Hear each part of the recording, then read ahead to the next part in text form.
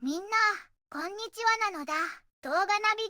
ーターのずんだもんなのだ。今日はどこに行くかというと、東地中海の美しい島国、キプロスなのだ。ねえねえ、みんな、知ってたのだ。実は英語で、と、を意味する、国家、カッパ、で、国名の、キプロス、が語源らしいのだ。大昔、キプロスは銅の一大産地だったから、キプロスの金属って呼ばれてたのがそのまま言葉になったんだって。なんだかロマンがあるのだ。そんなキプロスから今日はとっておきのニュースを3つご紹介するのだ。中でも特に注目なのが1つ目のニュースなのだ。税制改革が富のより公平な分配を実現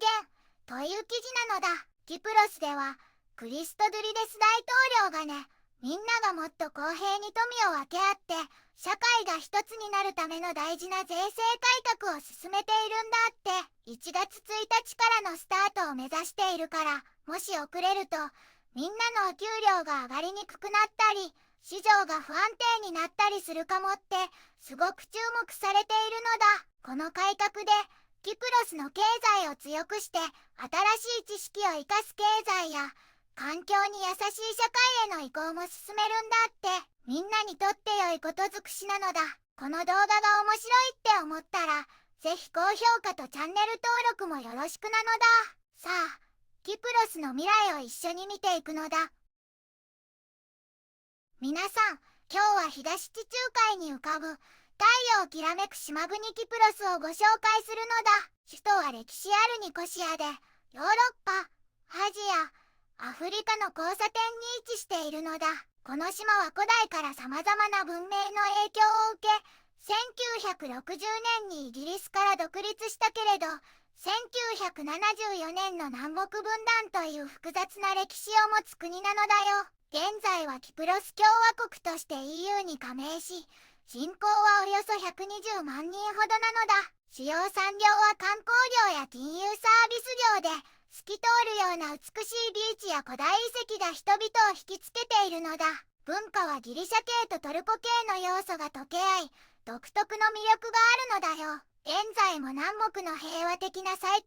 合への努力や、東地中海での天然ガス資源開発が国際的にも注目されている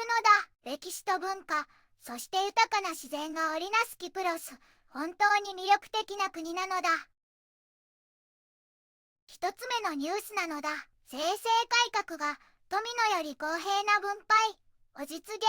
という記事なのだ。キプロスのクリストドゥリデス大統領が税制改革は富を公平に分けて社会をまとめるためにすごく大事だって言ったのだ。1月1日から始めるつもりで、もし遅れるとみんなのお給料が上がりにくくなったり市場が不安定になったりしちゃうのだ。新しい税制はキプロスの経済を強くして、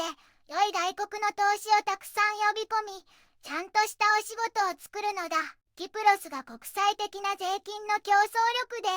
ずっとトップクラスにいられるようにするのだ。この改革は、みんなが頑張れるように応援しつつも、必要な時にはちゃんと助けて、所得を公平に分ける、社会自由主義の考え方に基づいているのだ。大統領は、この改革が家族や真面目な中間層をしっかり支えて、キプロスの会社が払う税金も随分減るように考えてあるって強調したのだ。法人税は 15% に上がるけれど、新しい知識を生かす経済や環境に優しい社会への移行にもつながるし、手続きも簡単になってもっと透明になるのだ。政府はもう議会に提案を出していて、みんなで力を合わせてこの大切な改革を成功させようとしているのだ。キプロスの未来のためにみんなで頑張るのだ。2つ目のニュースなのだ。電子棚札、スーパーでの買い物に新たな変化という記事なのだ。最近、キプロスのスーパーで紙の値段札がピカピカのデジタル、電子棚札、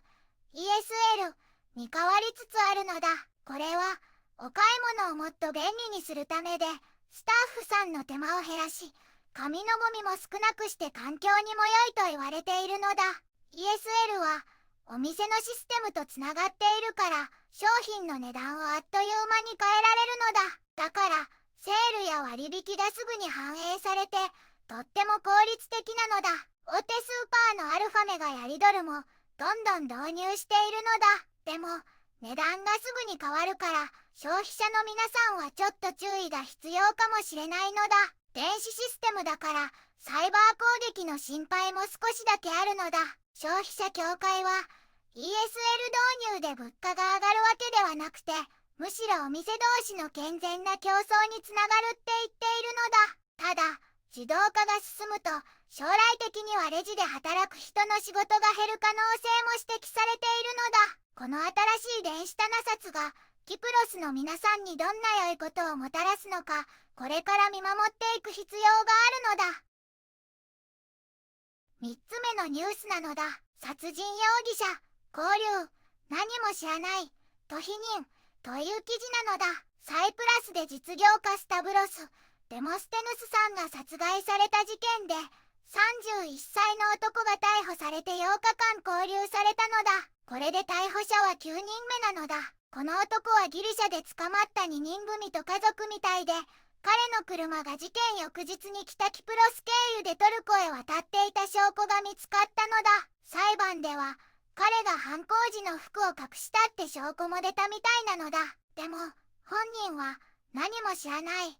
て言っているし、法廷で話すって言っているのだ。彼は事件の次の日に一人で北キプロスからトルコへ行って、仕事でテッサロニキへ向かったら、たまたまその2人と会ったって警察に話しているのだ。被害者のデモステヌスさんは、10月17日に息子さんの運転する車に乗っていた時に撃たれて、病院で亡くなったのだ。他にも何人か逮捕されたけど、39歳のギリシャ人男性だけは釈放されたのだ。他の人はまだ捕まっているのだ。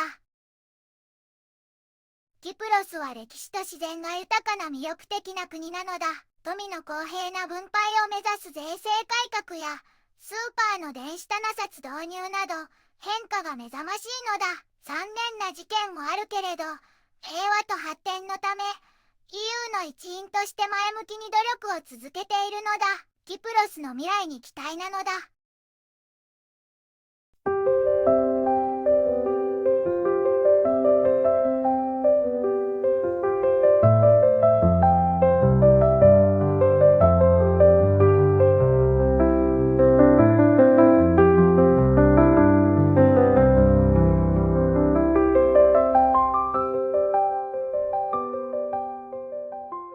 こんにちはなのだ。この番組では世界のあまり知られていない国や地域からちょっと不思議でちょっと感動するニュースをお届けするのだ。日本ではあまり話題にならないけど、世界には僕たちが知らないままの出来事や優しさや驚きに満ちた物語がたくさんあるのだよ。テレビでもネットでもあまり見かけないけれど、本当はもっと伝えられるべき小さな世界の声、